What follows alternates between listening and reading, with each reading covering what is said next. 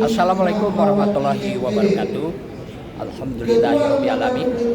Hari ini kita sedang pengukuhan pimpinan daerah Muhammadiyah dan Aisyah ya tahun 2022-2027 ya, kita saksikan. Allahu Akbar. Allahu Akbar. Karena Mahfud sudah sadar tidak memberi sambutan dan juga beliau cerdas itu sekalian pengukuhan sekalian tausiah. Ini pengukuhan terpanjang dalam sejarah pengukuhan yang saya hadiri. Tapi semuanya bergembira, no problem at all, masih muskilah, nggak ada masalah di dalamnya. Saya menangkap sebuah semangat yang luar biasa, terutama tadi ayat yang dibaca oleh Pak Mahfud Syafi'i tadi menyebut surat Al-Anfal ayat 27 yang mengingatkan kita untuk jangan pernah kita berkhianat terhadap Allah dan Rasulnya, dan jangan pernah kita berkhianat terhadap amanah yang kita sudah siap untuk menunaikannya. Kalau kita baca di Quran itu, lafaz amanah saya temukan hanya sebanyak 6 kali. Tetapi dari 6 ayat itu kita bisa menangkap paling tidak 4 makna dari amanah itu. Yang pertama, amanah itu adalah sesuatu yang harus kita pertanggungjawabkan, sesuatu yang di dalamnya ada responsibility, ada pertanggungjawaban, yang itu menjadikan amanat itu seringkali menjadi beban. Karena itu tidak semua orang siap untuk memikul amanah, dan tidak semua orang itu juga mampu memikul amanah itu. Yang kedua, amanah itu berarti transparansi atau keterbukaan. Karena kalau kita mencoba menggunakan pendekatan bahasa, amanah itu diambil dari akar kata yang sama, yaitu dari alif mim nun, yang dari situ dibentuk kata-kata iman, di situ dibentuk kata-kata aman, dan di situ dibentuk kata amanah.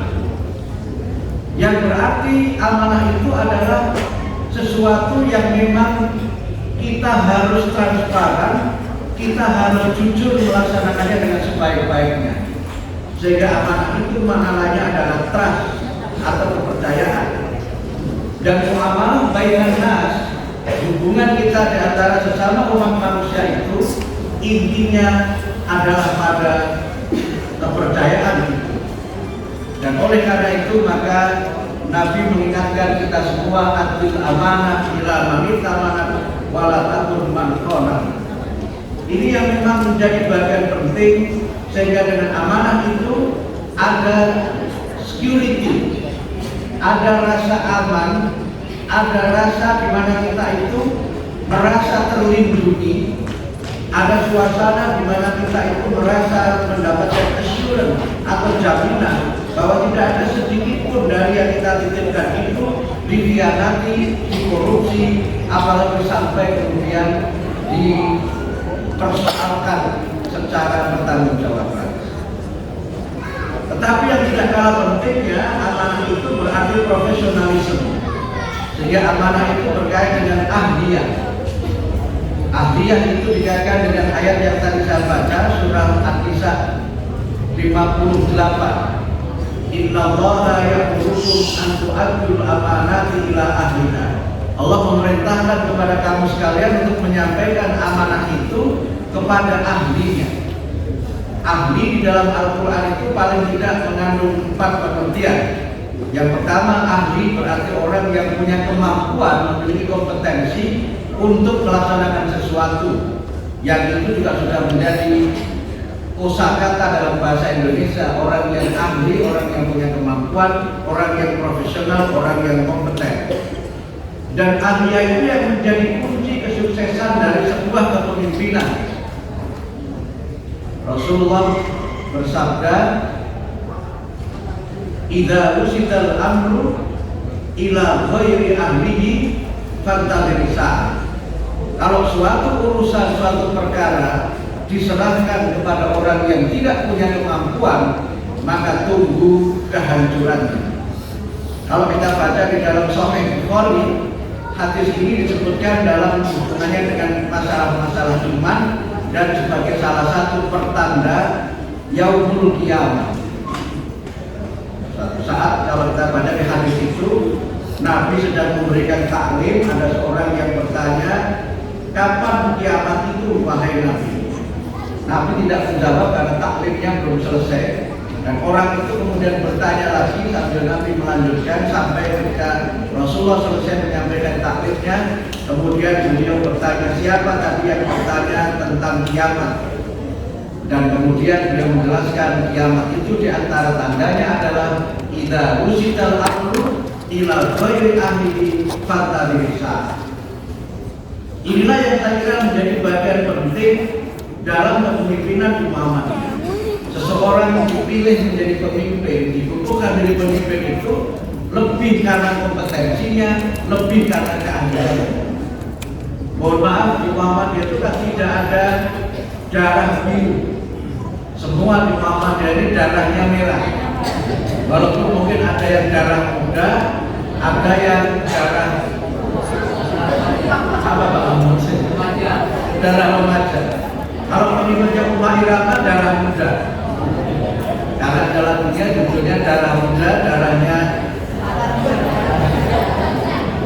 ini rupanya tidak ada penggemar Umar Irama di sini ya.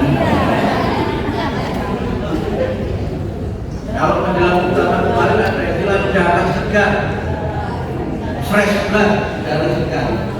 Walaupun saya bertanda juga hati-hati loh. Kalau ada darah segar nanti kalau sampai ada ketahuan Dracula mesti dikejar paling dulu. Tapi ini bertanda enggak. Sehingga saya bertanda itu kalau di Muhammadiyah tidak ada darah biru, semuanya darah merah. Sehingga saya bukan jokes kan, kalau di NU itu kalau anaknya darah biru kan disebutnya Gus. Kalau di Muhammadiyah disebutnya guys.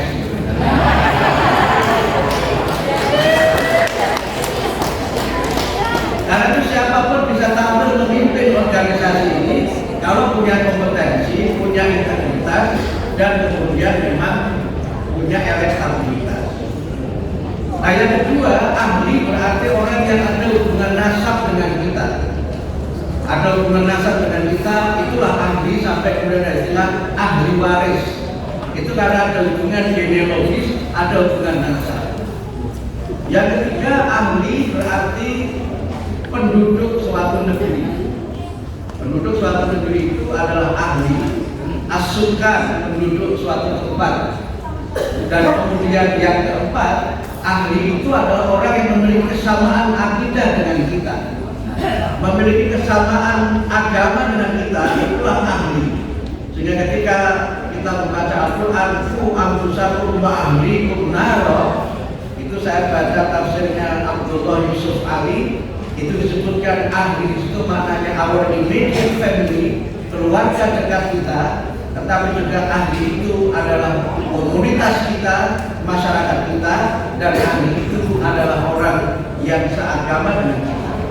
Sehingga ketika Nabi Nuh itu sangat bersedih karena anaknya tidak mengikuti beliau, tidak mau masuk kapal dan karenanya kemudian tenggelam.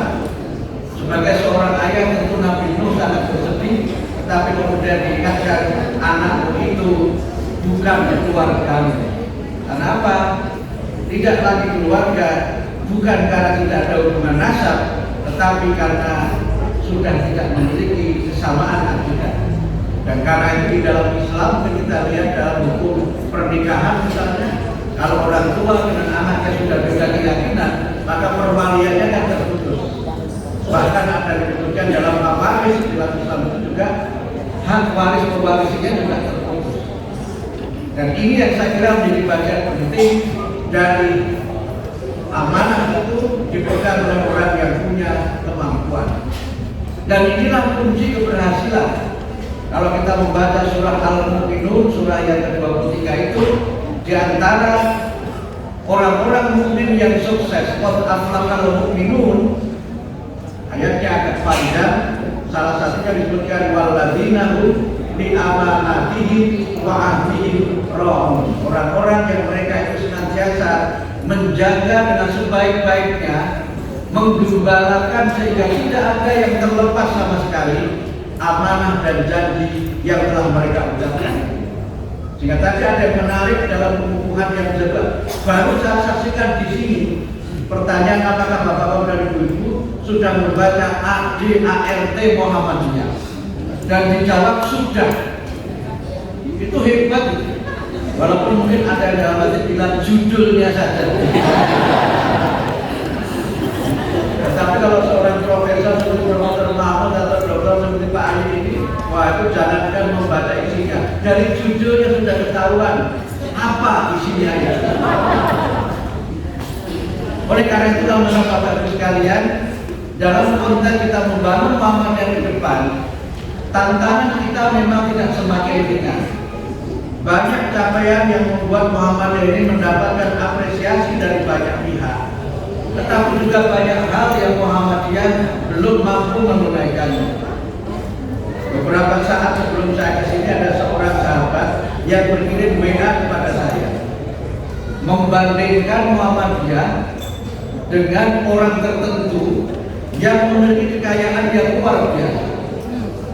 Tulisan itu ditulis oleh seorang yang menyebut dirinya kritikus Muhammadiyah. Dia mengkritik Muhammadiyah sangat keras, yang dianggap sebagai gerakan yang tidak punya terobosan dalam bidang ekonomi. Kemudian dengan sedikit apologi saya jawab, Muhammadiyah didirikan bukan untuk mencari dan menumpuk harta kekayaan. Sahabat saya itu langsung diam saja, tidak memberikan komentar atas komentar saya ini. Tetapi harus kita akui, Muhammadiyah memang harus berbuat lebih banyak lagi. Tadi malam ketika perjalanan bersama Pak Subhan dari Bandung ke sini, saya terima WA seorang sahabat yang sekarang sedang haji, melakukan mengirim message, forward message Muhammadiyah sebagai organisasi yang menurut pesan video itu adalah organisasi yang asetnya paling kaya sedunia. Muhammadiyah itu punya tanah yang luasnya itu 4 kali Pulau Bali, versi dari video itu.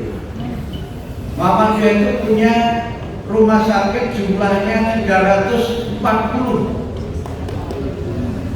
Walaupun bisa kita pertanyakan sebenarnya data-data itu sumbernya dari mana dan untuk kepentingan apa.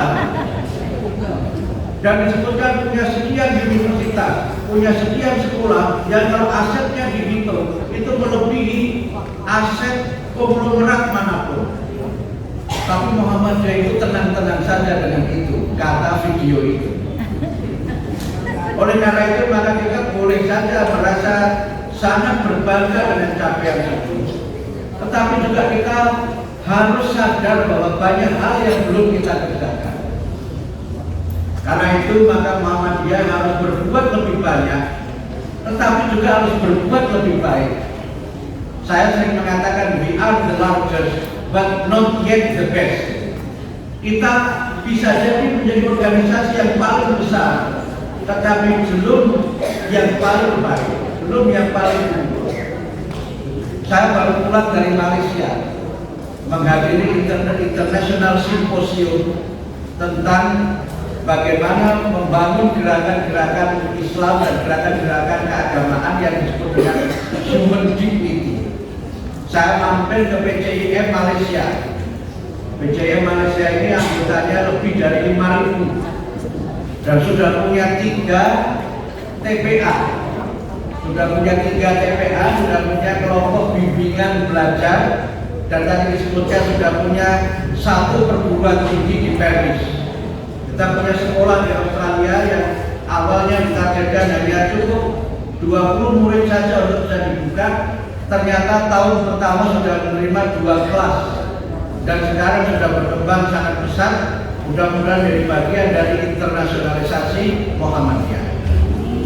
Tetapi memang ada banyak hal yang harus kita sempurnakan lagi, sehingga Muktamar Muhammadiyah ke-48 itu meneguhkan kembali komitmen kita untuk Muhammadiyah ini hadir sebagai gerakan yang memecahkan berbagai macam persoalan yang dihadapi oleh masyarakat, termasuk persoalan yang berkaitan dengan persoalan-persoalan ekonomi, persoalan kesehatan, dan juga persoalan pendidikan.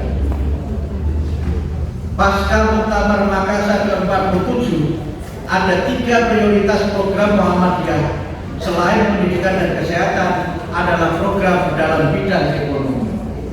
Dan Muhammadiyah ingin mencoba untuk mengembangkan ekonomi sebagai bagian dari dakwah kita untuk mengentaskan masyarakat dari kemiskinan dan untuk mengurangi kesenjangan ekonomi yang sekarang memang menjadi masalah sosial yang sangat serius di Indonesia.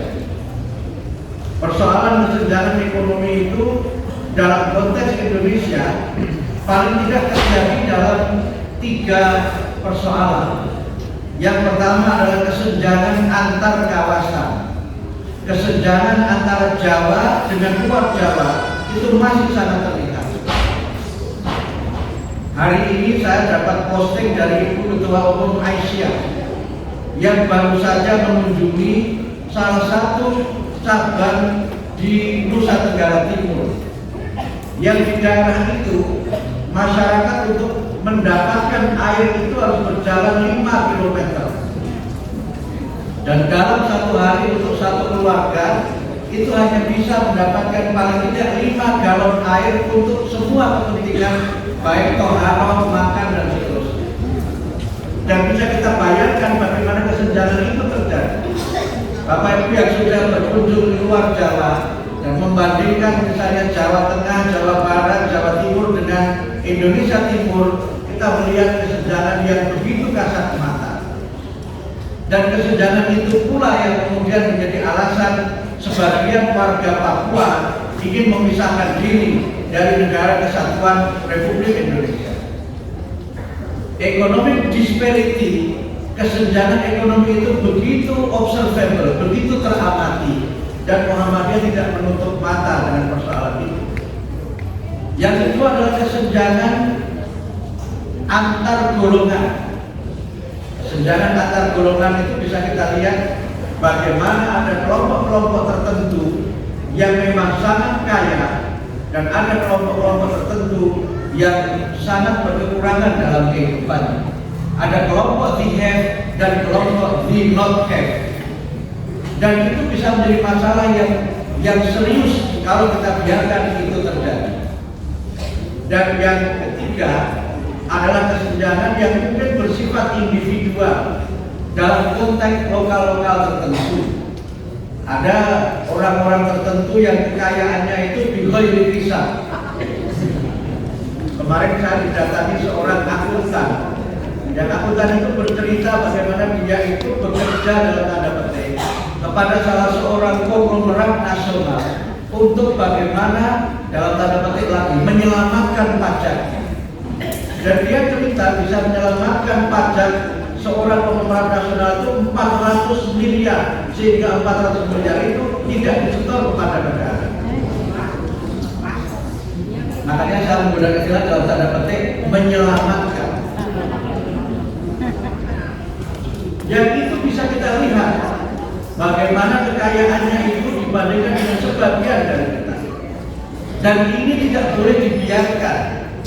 Persoalan kesenjangan ini kalau dibiarkan terjadi akan menjadi sebab dan menjadi penyubur perpecahan umat dan perpecahan bangsa. Dan Muhammadiyah sadar itu, sehingga dalam isu strategis keumatan dan isu strategis kebangsaan yang diangkat dalam Muktamar Surakarta adalah soal-soal yang menyangkut kesejahteraan itu. Soal kesehatan Ibu tadi menyebut stunting. Ini bagian dari SDGs, Sustainable Development Goals, yang Muhammadiyah khususnya Aisyah dan Nahdlatul Aisyah berjuang luar biasa untuk itu. Indonesia adalah negara yang jumlah stuntingnya itu mencapai lebih dari 32%, dan pemerintah itu ingin menurunkan menjadi 15% dan mengajak semua pihak untuk itu. Tetapi dalam beberapa hal itu menjadi tidak mudah karena ada kendala-kendala yang sebagian itu adalah kendala teologis dan kendala kultural. salah satu penyebab stunting itu kan pernikahan dini. Pernikahan dini itu menjadi masalah serius. Karena kalau menikah di bawah 18 tahun, apalagi untuk yang perempuan, itu kan masih dalam masa pertumbuhan. Karena menurut ilmu psikologi, pertumbuhan perempuan itu kan sampai usia 20 tahun, jadi masih tumbuh, masih bisa tumbuh fisiknya itu. Nah kalau dia sudah hamil, maka makanan sang ibu itu dimakan bersama anaknya. Dan disitulah kemudian penyebab stunting itu salah satunya adalah pernikahan dini. Dan sebagian dari pernikahan dini itu dilegalisasi dengan pernikahan siri. Yang itu katanya pernikahan yang katanya di bawah tangan, walaupun ada menyebut pernikahan ustaz katanya. Yang karena itu kemudian dimintakan dispensasi kepada Kementerian Agama supaya disahkan. Yang sebagian mengatakan, loh kenapa harus menikah di atas 18 tahun? Karena ada secara teologis berpendapat, bukankah baliknya perempuan itu ketika sudah haid, dan baliknya laki-laki ketika sudah ikhtilaf. Definisi fikih soal balik yang mengkaitkan dengan haid dan ikhtilaf itu semuanya kan berkaitan dengan fungsi-fungsi reproduksi laki-laki dan perempuan. Seakan-akan ketika sudah bisa melakukan fungsi reproduksi, dia sudah balik. Pada secara psikologi, kalau seorang perempuan itu disebut balik, ada yang menyebut mengkaitkan dengan Nabi menikahi Aisyah yang hanya berumur 9 tahun itu, atau baru 9 tahun. Malah beberapa riwayat dan Sahih Bukhari menyebut baru 6 tahun, tapi baru berkumpul suami istri ketika 9 tahun. Ada berpendapat perempuan yang 9 tahun boleh dinikah. Nah kalau 9 tahun itu kan kelas 3 SD atau paling tinggi kelas 4 SD. Masa anak kelas 4 SD itu dinikah? Itu kalau ada netizen mesti akan bilang teganya.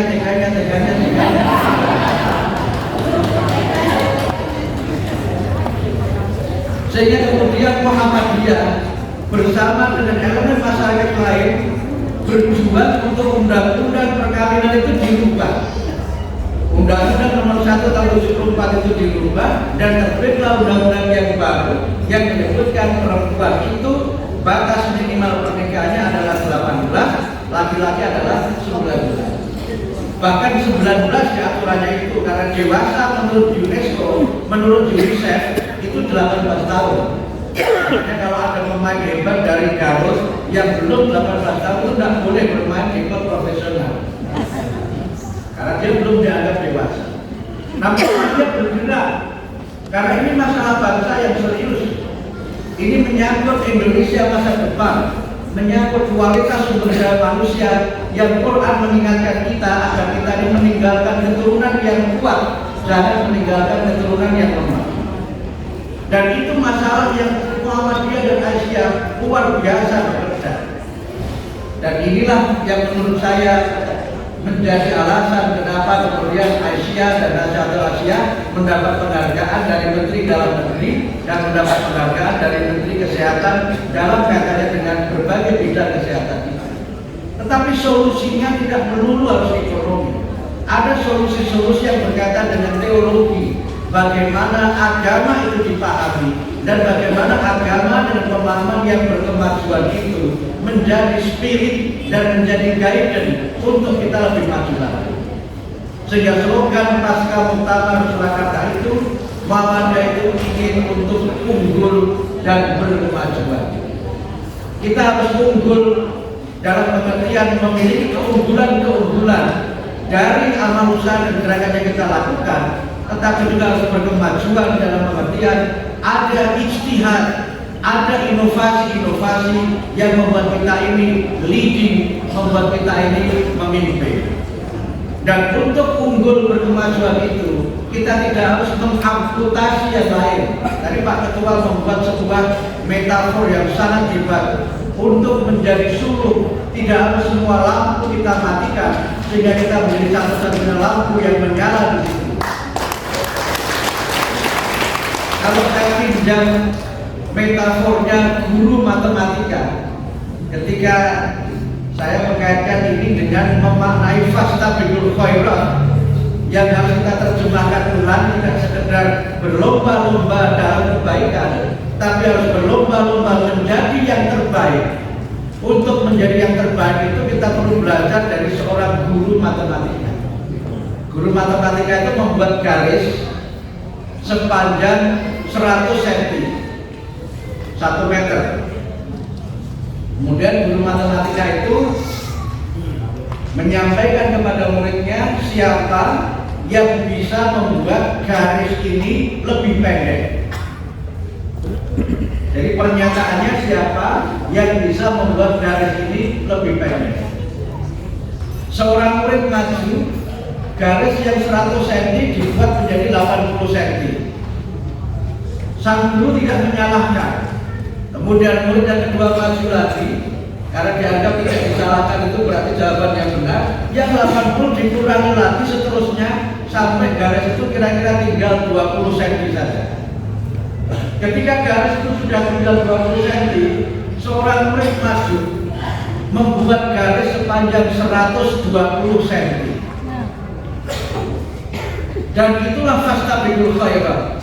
Karena garis 100 cm itu menjadi lebih pendek ketika kita membuat garis yang lebih panjang dari 120 cm, dari 100 cm.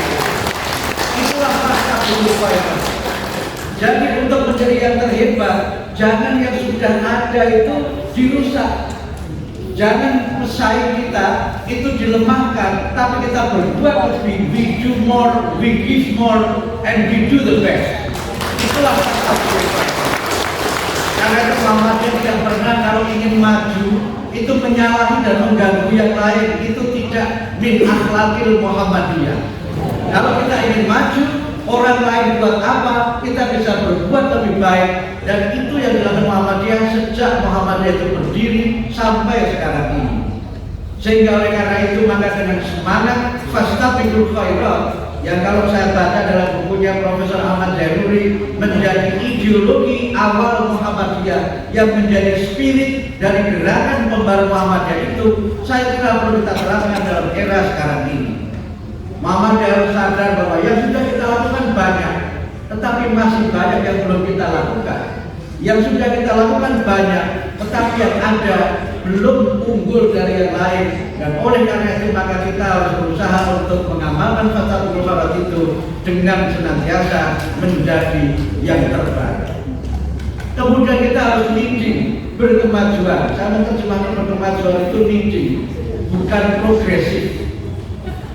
Karena leading itu dari kata lead, to lead itu artinya memimpin. Dan memimpin itu berarti bisa berada di depan. Kita sudah memulai sebelum orang memikirkan. Dan itu mana lain dari fastabiqul khairat yang ternyata itu dipakai oleh Korea ketika mengembangkan pendidikan di negara ginseng itu.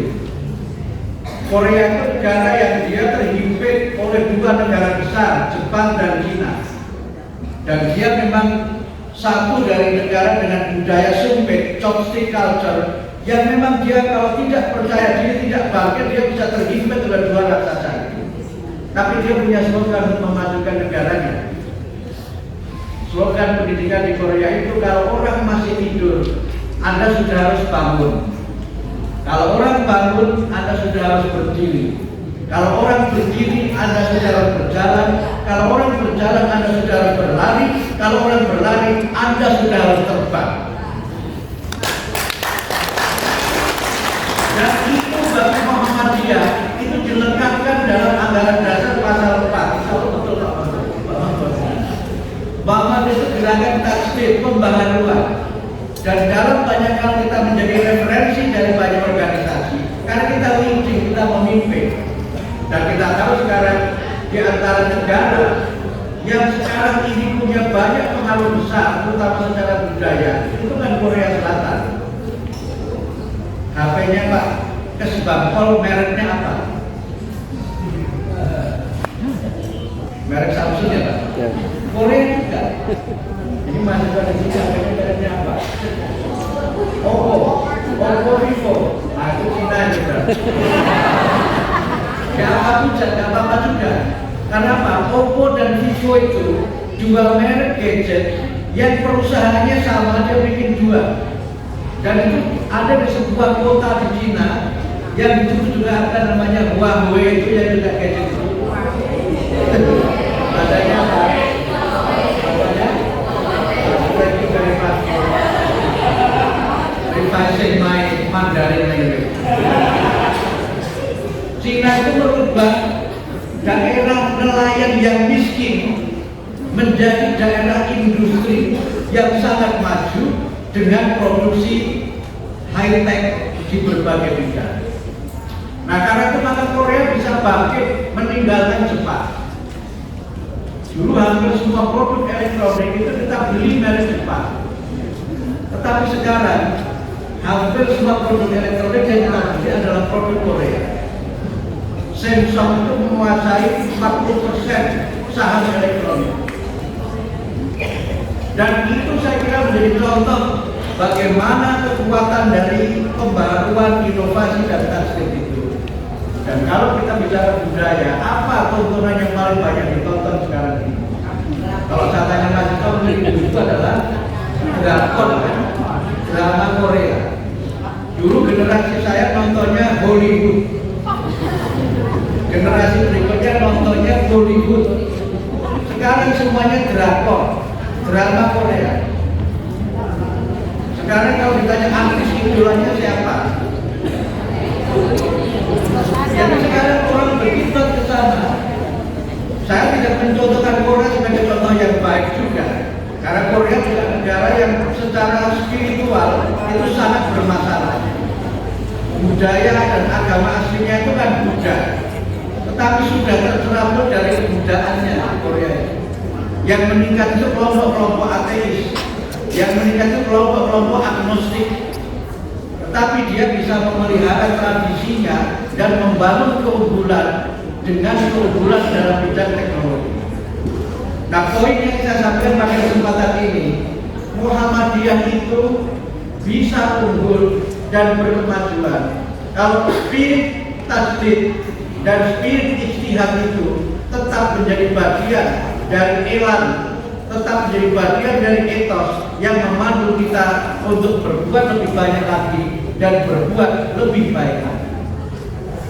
Yang terakhir,